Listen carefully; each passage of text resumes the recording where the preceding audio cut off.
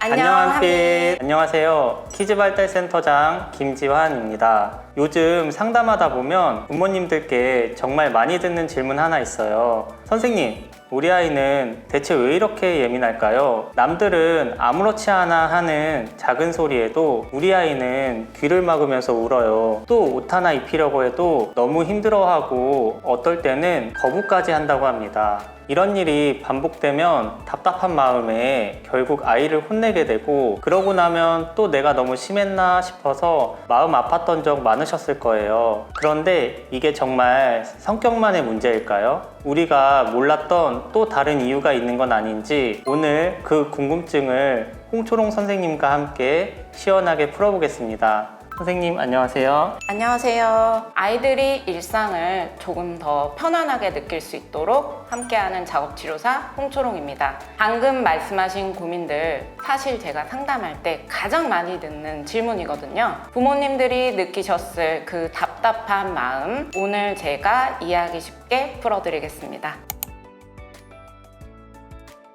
선생님, 사실 예민한 아이들이 집에서 보이는 행동들이 정말 다양하잖아요. 그 중에서도 부모님들이 집에서 흔하게 볼 수 있는 대표적인 행동들 어떤 것들이 있을까요?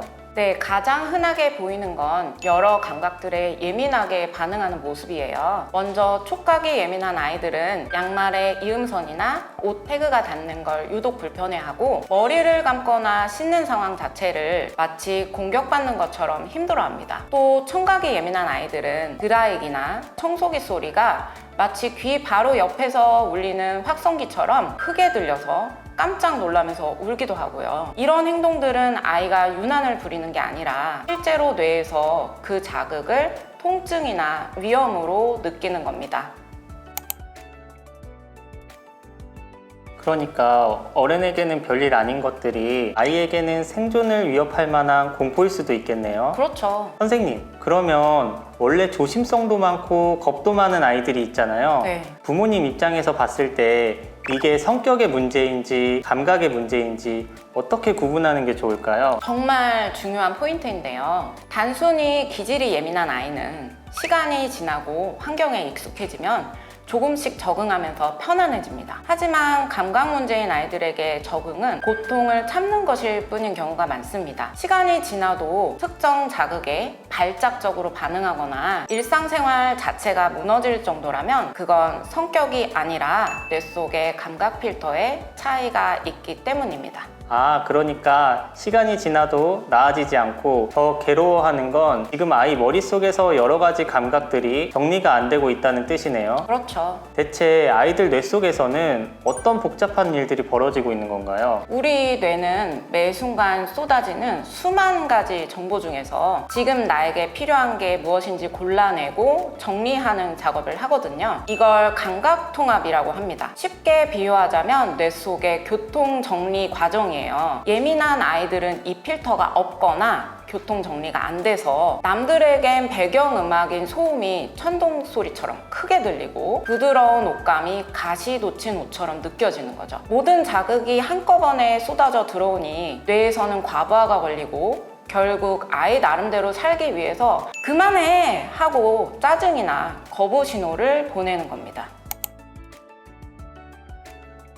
이야기를 듣고 보니 아이는 보호막 하나 없이 그 자극들을 온몸으로 다 견뎌내고 있었던 거네요. 맞아요. 선생님, 그러면 이번에는 아이들의 예민함을 떠나서 얘는 왜 이렇게 유별날까 하고 결국 혼내게 되는 행동들도 있을 것 같아요. 구체적으로 어떤 모습들이 있을까요? 사실 부모님 입장에선 얘가 왜 이렇게 유별날까 오해하기 쉬운 행동들이 딱 있거든요. 그 중에서도 부모님들이 성격 탓으로 가장 많이 착각하시는 상황 3가지를 짚어드릴게요.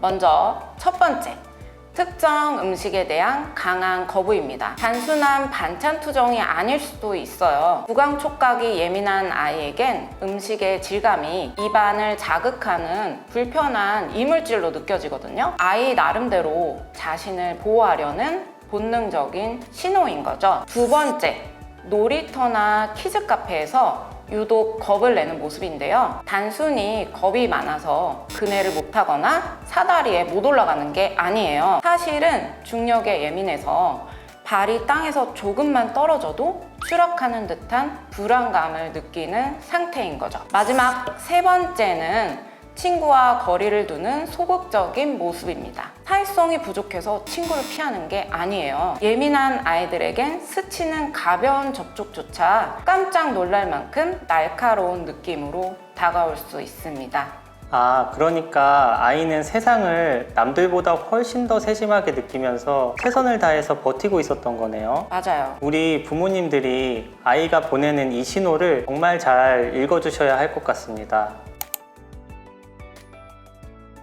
그런데 선생님, 사실 더 걱정되는 게 이런 감각 문제 때문에 애들이 말도 좀 듣고 학습하는데도 지장이 생기는 경우가 있잖아요. 이게 실제로도 아이들 발달에 영향을 주게 되는 건가요? 그렇죠. 그럴 수 있어요. 우리 뇌 속에 에너지는 한정되어 있거든요. 아이가 자극을 막아내느라 에너지를 다 써버리면 단어를 배우거나 놀이를 할 여유가 당연히 없겠죠. 또 자극을 피하느라 발달에 필요한 적절한 경험을 하기 어려울 수 있습니다. 감각이 예민한 아이는 늘 생존 모드입니다.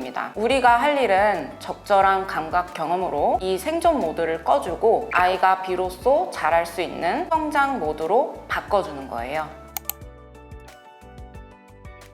선생님과 오늘 이야기를 나눠보니까 우리 아이가 참 새롭게 보이네요. 이제는 아이를 보면 왜 이렇게 유별날까 하고 걱정하기보다 이 힘든 상황을 그동안 정말 잘 견뎌줬구나 생각하면서 그 기특한 마음을 먼저 듬뿍 칭찬해 주셨으면 좋겠습니다. 맞습니다. 아, 얘가 왜 이럴까가 아니라 어떤 게 불편하니? 라고 먼저 물어봐 주세요. 그 따뜻한 시선 하나가 예민한 아이에겐 가장 든든한 보호막이 됩니다. 아이의 고통을 성격으로 오해하지 않을 때 우리 아이의 성장은 비로소 다시 시작됩니다. 네, 오늘 영상이 왜 우리 아이만 예민할까 고민하던 부모님들께 작은 위로가 되었으면 좋겠습니다. 우리 아이가 유독 힘들어하는 상황이나 궁금한 점이 더 있으시다면 언제든지 댓글로 남겨주세요.